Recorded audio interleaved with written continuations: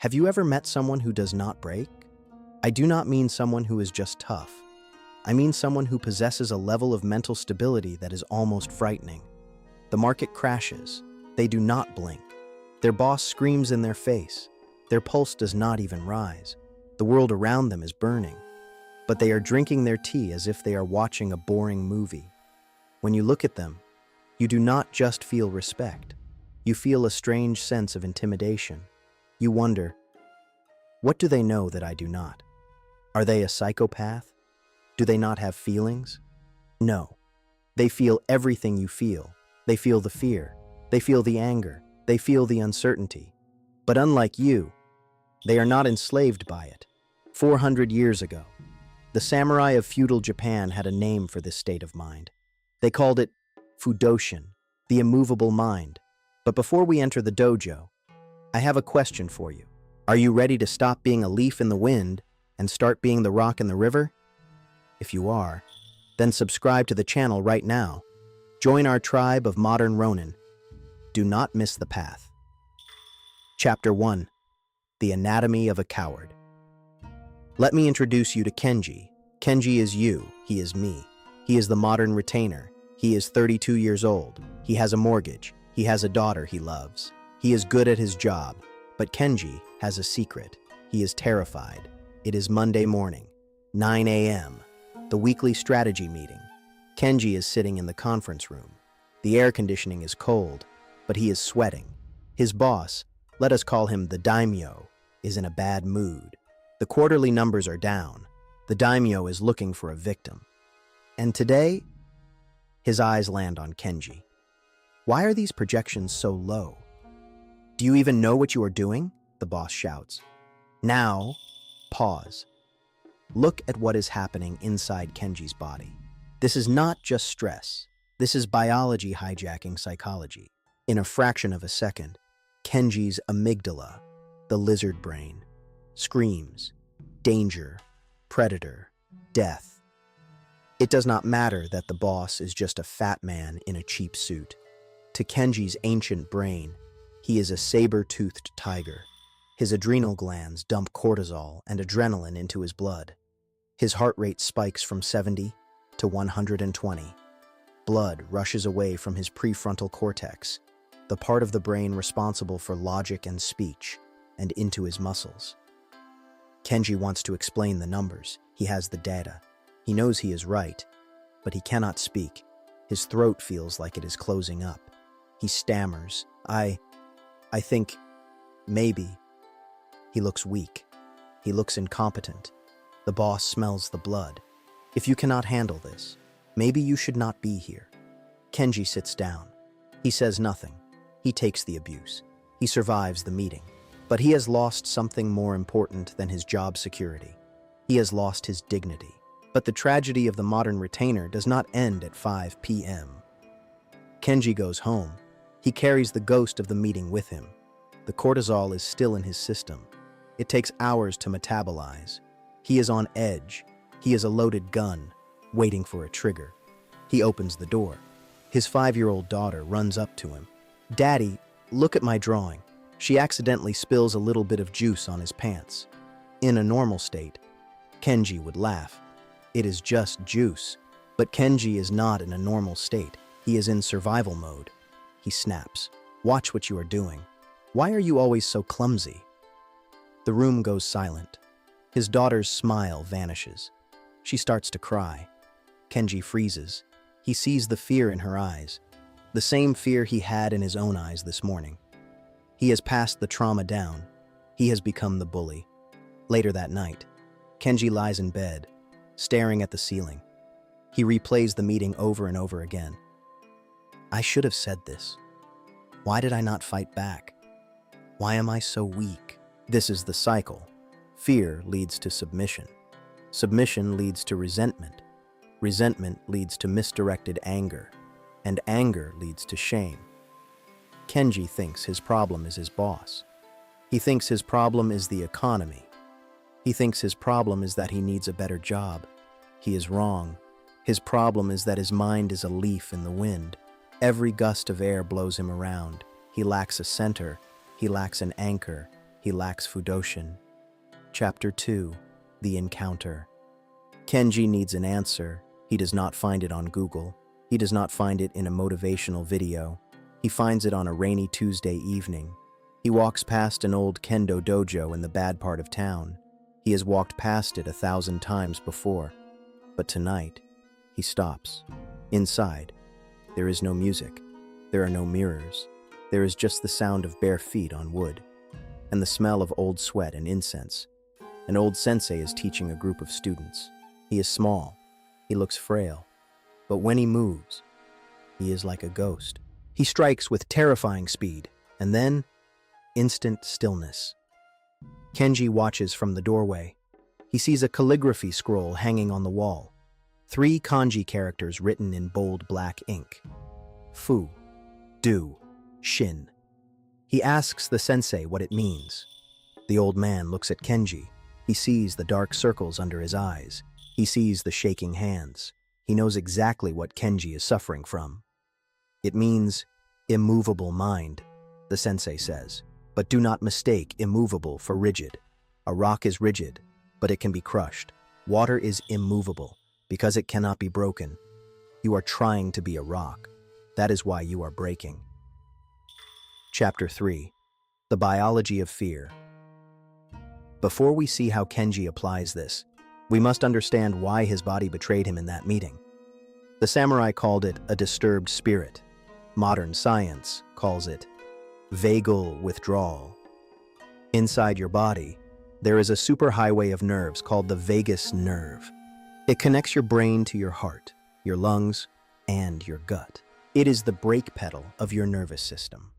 When you are calm, the vagus nerve is active. It tells your heart to beat slowly. It tells your voice to be deep and resonant. It tells your face to be expressive. This is called the social engagement system. But when Kenji's boss yelled at him, his vagus nerve turned off. The brake pedal was released. His heart accelerated instantly. His inner ear muscles changed, making it harder to hear human voices and easier to hear low-frequency threats. His facial muscles froze. This is why you cannot just tell someone to calm down. You cannot think your way out of a biological storm. The samurai understood this intuitively. They knew that to control the mind, you must first hack the body. Chapter 4. The Stone Statue. Armed with this new knowledge, Kenji makes a mistake that most of you are making right now. He thinks Fudoshin means suppression. He thinks it means killing his emotions. He tells himself, the next time the boss yells, I will be a stone. I will feel nothing.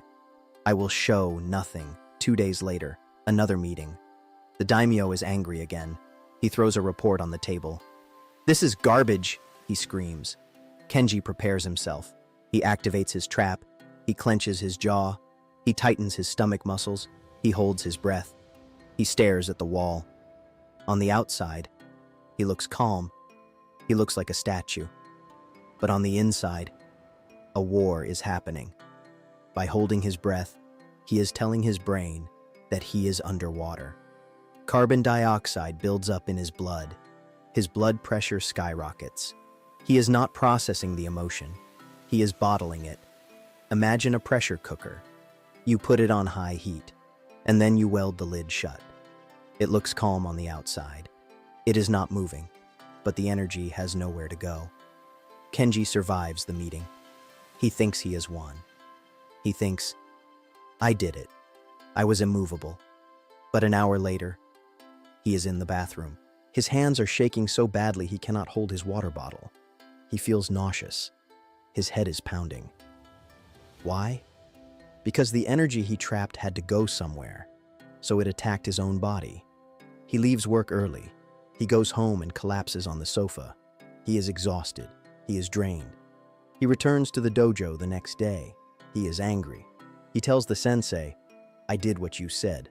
I was immovable, but I feel worse than before. The sensei laughs. He hands Kenji a wooden sword. Hold this, he says. Now, squeeze it as hard as you can. Do not let go. Kenji squeezes. His knuckles turn white. His arm starts to shake. The sensei waits. 1 minute, 2 minutes. Kenji's arm is burning. He is sweating. He drops the sword. The sensei picks it up. He holds it lightly, barely touching it. He moves it through the air, fast, fluid, deadly. "You are confusing tension with strength," the sensei says. "You blocked the attack with your face." That is not Fudoshin. That is stupidity. To have an immovable mind, you must not stop the flow. You must let the anger pass through you, like wind through a bamboo forest. The truth is, you are arrogant because you believe you have time. Chapter 5. The Parable of the Tea Master. Kenji is struggling with the breathing. It feels boring. He wants a quick fix. He asks the sensei, "Does this really work in a life or death situation? Breathing seems too simple." The sensei smiles. He tells Kenji a story from the Edo period. A story about a tea master. There was once a tea master who served a great lord. He was not a warrior. He was an artist. One day, the lord took him to the capital city. While walking in the street, the tea master accidentally bumped into a rough ronin. The ronin was looking for a fight. He drew his sword. "You have insulted me," the ronin said. "I challenge you to a duel." The tea master was terrified. He had never held a sword in his life. He begged for an apology, but the ronin refused. The duel was set for the next morning. The tea master ran to the nearest fencing school. He found a famous sword master. "Please, teach me how to fight," he begged. "I have to die tomorrow, but I want to die with dignity." The sword master looked at him. "You cannot learn the sword in one night," he said, "but I can teach you how to die. Show me how you serve tea." The tea master sat down. He forgot about the duel. He forgot about the ronin. He focused only on the tea. He boiled the water. He whisked the matcha. His movements were calm, precise, beautiful. He was in a state of perfect Fudoshin. The sword master clapped his hands. "That is it," he said. "Tomorrow, when you face the ronin, do not think about fighting. Think about making tea. Hold your sword as if you are holding your whisk. Close your eyes and wait for him to strike." The next morning, the duel began. The ronin stood ready, aggressive, tense. The tea master stood opposite him. He closed his eyes. He breathed deep into his tanden. He imagined he was in his tea room. He raised his sword slowly, gracefully, without a single tremble. He was completely open. He had accepted his death. The ronin watched him. He saw no fear. He saw no opening. He saw a man who had already transcended life and death. The ronin began to sweat. His hands started to shake. He realized that if he attacked, he would be cutting down a ghost. The psychological pressure was too much. The ronin dropped his sword. He bowed. "Forgive me," he said. "I cannot fight a man who is already dead." The sensei looks at Kenji. "You do not need to be a warrior to have the heart of a warrior. You just need to treat every crisis like a cup of tea." Chapter 6. The First Victory. Kenji takes this story to heart, but he is still afraid of his boss. So, he decides to test his Fudoshin on a smaller enemy first, the traffic jam. Every day, Kenji drives to work. Every day, he gets stuck in traffic. Every day, he screams at the other cars. He hits the steering wheel. He arrives at work exhausted. Tuesday morning, gridlock. A red car cuts him off without signaling. Kenji feels the familiar heat rising in his chest. His amygdala screams, "Attack!" He reaches for the horn, but then he stops. He remembers the tea master. He pulls his hand back. He places it on his stomach. Inhale 4, hold 4, exhale 8. He looks at the red car. He does not see an enemy. He sees a metal box with a person inside, probably just as stressed as he is. He reframes the situation. This is not a traffic jam, he tells himself. This is a dojo. This is a chance to practice. He turns off the angry radio news. He sits in silence. He watches the rain on the windshield. He feels a strange sensation, peace. In the middle of the chaos, he is the eye of the storm. He arrives at work. He is not tired. He is energized. He realizes, If I can control myself here, I can control myself anywhere. That evening, he goes home. His daughter runs to him. Daddy. She jumps on him. He is tired, but he does not snap. He catches her. He smiles. He is present. For the first time in years, he is actually there. This small win gives him the confidence he needs. He knows the final battle is coming, but now he knows his armor works. Chapter 7. The 3 Pillars. The sensei sees Kenji's progress. He tells him, "You are ready for the advanced technique. To maintain Fudoshin permanently, you need 3 pillars. Pillar number 1, tanden breathing. We have practiced this. Deep belly breathing stimulates the vagus nerve. It is your anchor. Pillar number 2, the moon in the water. The sensei points to a bucket of water. Look at the reflection of the moon, he says. If I throw a stone in the bucket, the water moves.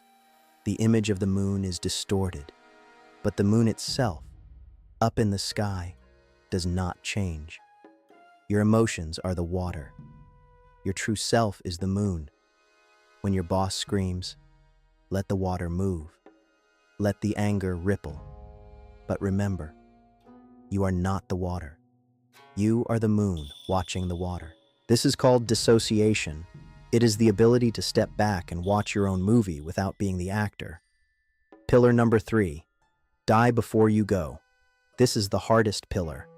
The sensei looks Kenji in the eyes. Why are you afraid of your boss? Because you are afraid of losing your job. You are afraid of losing your money. You are afraid of metaphorical death. The samurai meditated on their death every morning. They visualized being cut down. They visualized their funeral. Why? Because a man who has already died has nothing left to lose.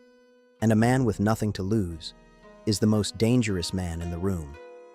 Kenji spends the next month practicing these pillars. He breathes, he observes, he accepts his death. And then, the day of reckoning arrives. Chapter 8. The Return. It is Monday morning again. The atmosphere in the office is toxic. Rumors of layoffs are spreading. The daimyo is in a rage. He calls Kenji into his office, alone. The other employees look at Kenji with pity. They think he is walking to his execution. Kenji walks to the door. He stops. He places his hand on his stomach. Inhale 4, hold 4, exhale 8. His heart rate drops. He opens the door. The daimyo is standing there, red-faced. He starts screaming immediately. He insults Kenji's performance. He threatens to fire him. He tries to provoke a reaction. Old Kenji would have stuttered. Old Kenji would have apologized. But old Kenji is dead. New Kenji stands perfectly still. He looks at the daimyo, but he does not see a predator. He sees a toddler throwing a tantrum. He sees the water rippling, but he is the moon. He waits for the daimyo to stop for a breath. And then, silence. Kenji uses the power of Ma, the empty space. He does not speak immediately. He lets the silence hang in the air. The silence is heavy. The daimyo becomes uncomfortable. He shifts his weight. He stops shouting. Kenji speaks. His voice is low. It resonates from his chest. It is calm. It is factual. He does not apologize. He offers a solution. He says, I understand your concern. Here is the plan to fix it. If this is not acceptable to you, then I am happy to walk away today. He means it. He is willing to walk away. And because he is willing to leave, he holds all the power. The daimyo is stunned. He has never seen this look in Kenji's eyes before. The look of a man who cannot be bullied. The daimyo sits down. His anger evaporates. Fine, he says. Do it your way. Kenji walks out of the office. He does not celebrate. He does not brag. He just walks back to his desk and drinks his tea. He has won the battle without drawing his sword. Chapter 9. The Ronin. So, where is Kenji today? He still works at the same company, but he is no longer a retainer. He is a Ronin in a suit. He realized that freedom is not about escaping the castle. Freedom is realizing that the castle cannot own you. He has Fudoshin. And because of that, he is free. This story is not just about Kenji. It is about you. You are standing at the door of your own meeting room. You are facing your own daimyo. Your heart is racing. You have a choice. You can continue to be a leaf in the wind, blown around by every notification, every insult, every worry. Or you can become the rock. You can become the ocean that swallows the stone. The path of the samurai is not easy. It requires training. It requires pain. But the reward is a life that belongs to you. Do not let the world break you. Breathe, observe, accept, and become immovable. If this video helped you find your center, subscribe to the channel. We are building a tribe of modern Ronin, and I want to know, what is the one thing that triggers your anger the most? And how will you use Fudoshin to defeat it next time? Write it in the comments. Make it a promise to yourself. Thank you for watching. Stay sharp, stay calm, and walk the path.